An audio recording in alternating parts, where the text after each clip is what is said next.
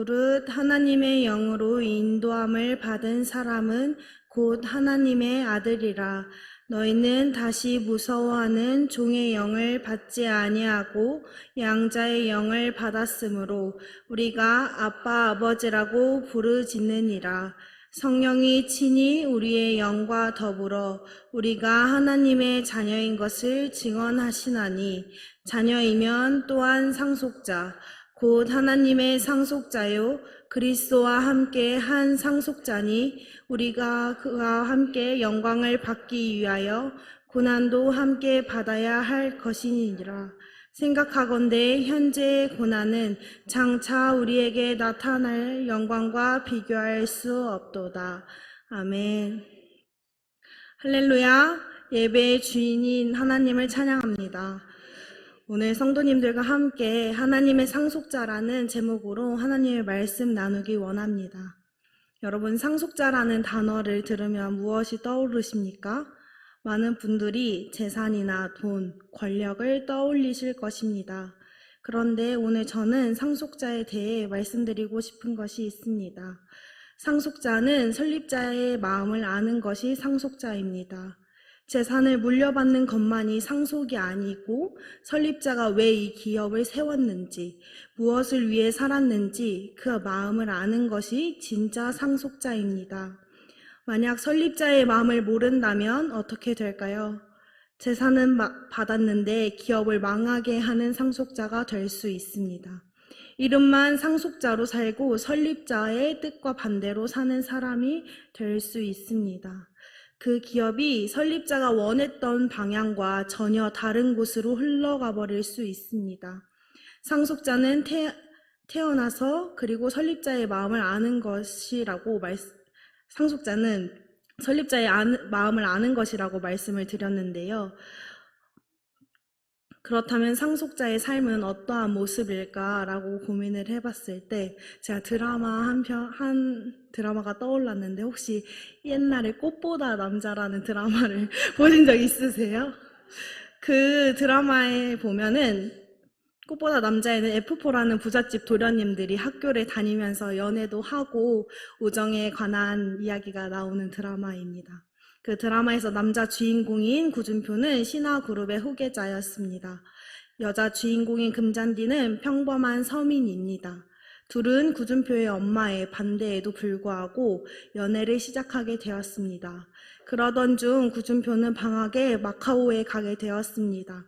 금잔디와 친구들도 구준표를 보러 마카오에 갔습니다. 금잔디는 설레는 마음으로 구준표를 찾았지만 또 찾아갔는데 구준표는 금잔디와 눈이 마주쳐도 못 본 척 했습니다. 금잔디는 화장실에서 구준표가 바빠서 나를 못 봤을 거야 라고 생각하면서 그랬을 거야 라고 계속 생각했고, 그렇게 그 장면이 끝났습니다. 그리고 구준표의 속마음을 보여주는 장면에서 그가 금잔디를 보고도 일부러 못 본 척 했다는 것이 드러나게 됩니다. 구준표가 금잔디를 보고 못 본 척한 데에는 이유가 있었습니다. 구준표의 아빠가 갑자기 위독해져서 아버지를 대신해서 신화그룹의 상속자로서 처리해야 할 일들이 생긴 것입니다. 그리고 다른 대그룹인 JK그룹의 딸과 약혼까지 하게 됩니다. 그리고 구준표가 친구들에게 이 상황에 대해서 설명하는 장면이 나오는데요. 구준표는 이렇게 말합니다. 내가 챙겨야 할 직원이 가족들이 70만 명이라고. 70만 명을 구준표가 챙겨야 했기 때문에 구준표가 금잔디를 좋아하는 마음이 없어서가 아니라 상속자이기 때문에 감당해야 할 것들이 있었던 것입니다. 내가 원하는 삶을 내려놓고 맡겨진 일을 해내야 하는 것이 상속자의 모습이라고 생각이 들었습니다. 상속자는 내 감정대로 행동할 수 없습니다. 맡은 일을 해내야 하고 상속자이기 때문에 감당해야 하는 것들이 있습니다. 만약 구준표가 평범한 회사 사원이었다면 회장님을 위해서 내 모든 삶을 내려놓고 이 다른 사람, 그 회사를 위해서 살지 않았을 것입니다. 또 구준표는 그냥 학생으로 있었을 때는 금잔디와 연애할 수 있었지만 이 상속자로서 살아갈 때는 약혼을 하고 그 그룹과 그룹이 이렇게 함께 해야 했습니다. 그 모든 것을 감당해야 했던 것은 구주표가 상속자였기 때문입니다. 오늘 본문은 우리에게 말합니다. 우리가 바로 하나님 나라의 하나님의 상속자라고 말하고 있습니다. 로마서 8장의 배경은 사도 바울이 로마에 있는 교회에 쓴 편지입니다. 그 당시 로마 교회는 바울이 직접 세운 교회는 아니었습니다. 바울은 단 한 번도 가보지 못한 로마 교회에 복음의 핵심을 체계적으로 정리해서 편지를 씁니다. 로마서 8장은 로마서 전체에서 중요한 장이라고 말할 수 있습니다. 1장부터 7장까지 바울은 인간이 얼마나 죄 아래 있었는지를 알려주고 있습니다. 율법으로 구원받을 수 없다는 것을 말해왔습니다. 8장에 와서는 이제 정죄함이 없다고 말하고 있습니다. 죄와 사망의 법에서 생명의 성령의 법으로 넘어온 것을 8장에서 이야기하고 있습니다. 8장은 절망에서 소망으로 넘어오는 장입니다. 바울은 고난 가운데 있는 성도들에게 포기하지 말라고, 흔들리지 말라고 격려하는 마음으로 이 편지를 씁니다. 그리고 그 편지 안에서 바울은 너희는 죄의 종이 아니라 하나님의 자녀이고 하나님의 상속자라고 말하고 있습니다. 오늘 우리가 읽은 14절부터 18절이 바로 그 말씀입니다. 14절을 보면 물은 하나님의 영으로 인도함을 받는 사람은 곧 하나님의 아들이라. 아멘. 바울은 하나님의 영으로 인도함을 받은 사람이 하나님의 아들이라고 말합니다. 교회에 다닌다고 해서 다 하나님의 아들이 아닌 성령의 도우심을 받아 하나님의 뜻대로 이 세상을 살아가는 자가 하나님의 아들이라고 이야기하고 있습니다. 성도 여러분, 성령으로 인도함을 받는 삶을 살고 계십니까? 내 뜻대로, 내 감정대로만 살아가고 있지는 않으십니까? 하나님의 아들은 성령의 인도함을 받는 사람입니다. 성령의 인도함을 받는 사람이 하나님의 아들이라고 말을 한 후 바울은 15절을 말하고 있습니다. 너희는 다시 무서워하는 종의 영을 받지 아니하였고 양자의 영을 받았으므로 우리가 아빠 아버지라 부르짖느니라. 아멘. 바울은 우리가 이전에 가졌던 영을 말하고 있습니다. 우리는 이전에 종의 영을 가지고 있었습니다. 우리는 죄의 종이었습니다. 아담과 하와가 하나님의 말씀을 어기고 죄를 지은 이후로 우리와 하나님 사이에는 담이 생겼습니다. 에베소서 2장 14절에는 이렇게 말씀하고 있습니다.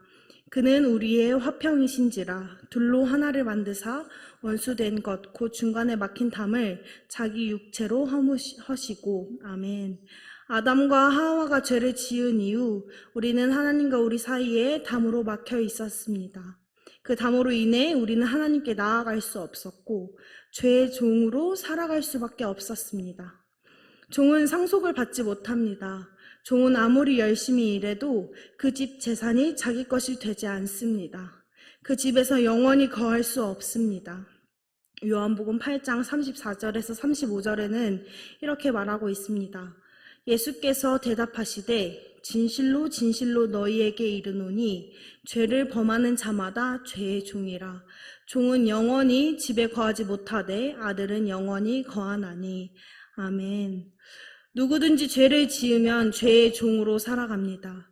죄의 종이 되면 하나님과 함께 할 수 없고 종은 영원히 집에서 살 수 없지만 하나님의 아들이 되면 우리는 영원히 집에서 거할 수 있습니다.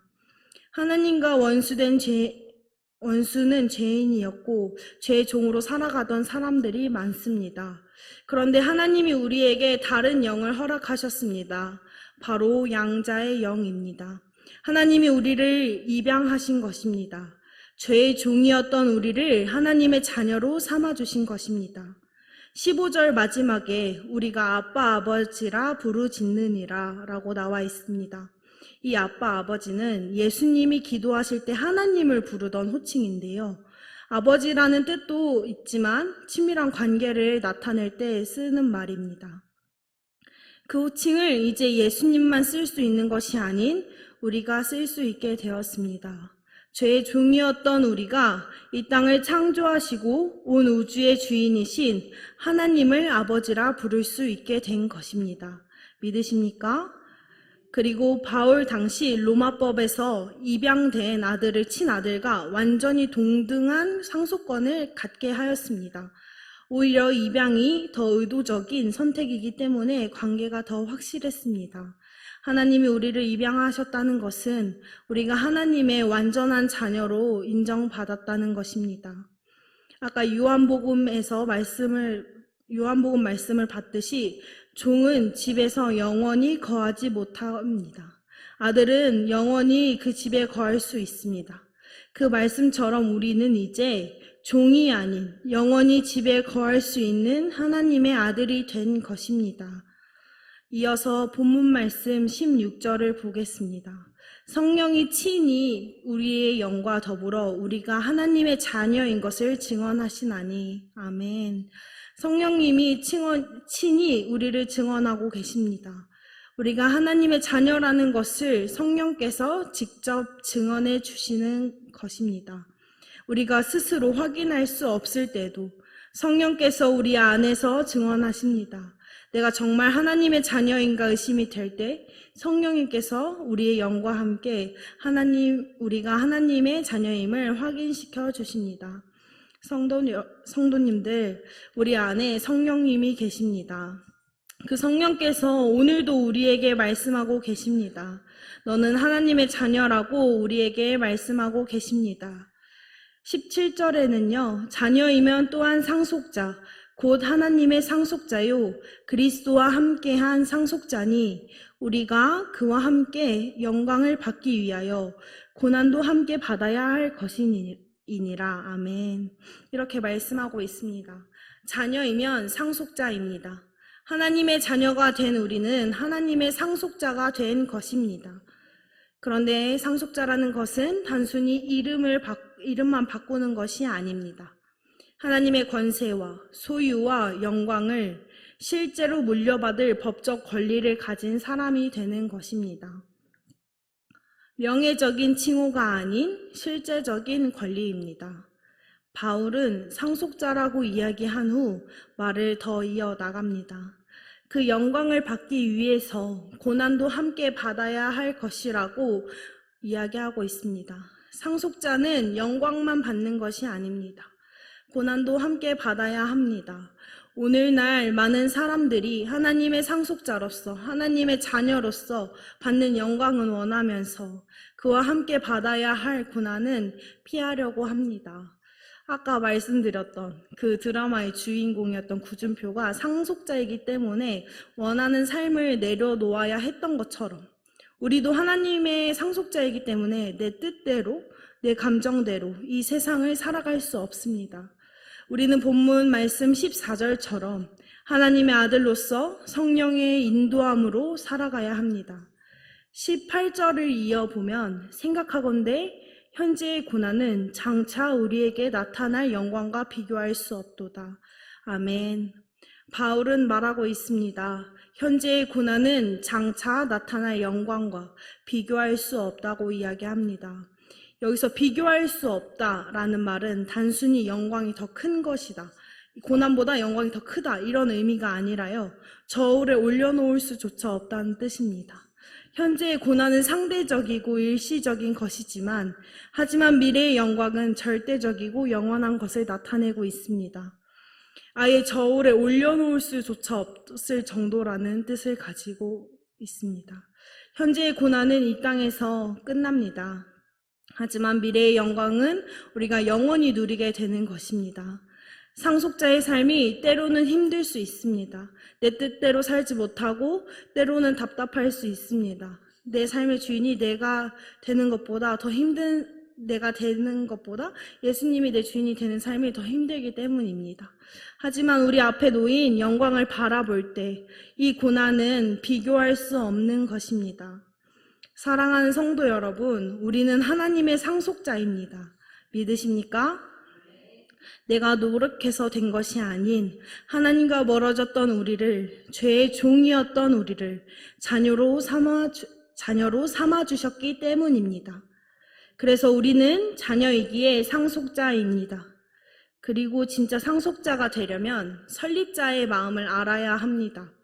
상속자로서 이 기업을 운영해 나아갈 때 설립자가 처음 이 기업을 세운 목적을 잊지 않고 그 정체성을 지켜가려는 상속자처럼 하나님이 이 땅을 왜 만드셨는지, 잃어버린 영혼을 향한 하나님의 마음이 무엇인지 그 마음을 알아야 우리가 진짜 상속자로 이 땅을 살아갈 수 있습니다. 상속자의 사명은 선택이 아닙니다. 상속자이기 때문에 우리가 감당해야 할 사명입니다. 그리스도인으로 이 땅에서 구별되어 사는 것, 내 자녀에게 복음을 전하는 것, 주일에 예배 자리를 지키는 것, 이웃에게 하나님의 말씀을 전하는 것, 이것이 모두 하나님의 상속자로서 이 땅을 살아가는 삶입니다. 내가 원해서 그런 것이 아닌 내 상속자로서 이 땅을 살아가는 것입니다. 오늘 이 예배의 자리 속에서 결단하며 나아가길 원합니다. 나는 하나님의 상속자로서 이 땅을 살아가기 원합니다. 더 이상 우리가 죄의 종노릇하지 아니하고 하나님과 영원히 사는 삶을 사는 상속자로 이 땅을 살아가길 소망합니다. 설립자이신 하나님의 마음을 알며 살아가는 상속자로 이 땅을 살아가길 원합니다. 그 상속자로서 살아갔을 때 장차 나타날 영광과 비교할 수 없는 그 소망을 붙잡고 나아가길 소망합니다. 상속자의 삶을 살아가는 성도님들 모두가 되시길 소망합니다.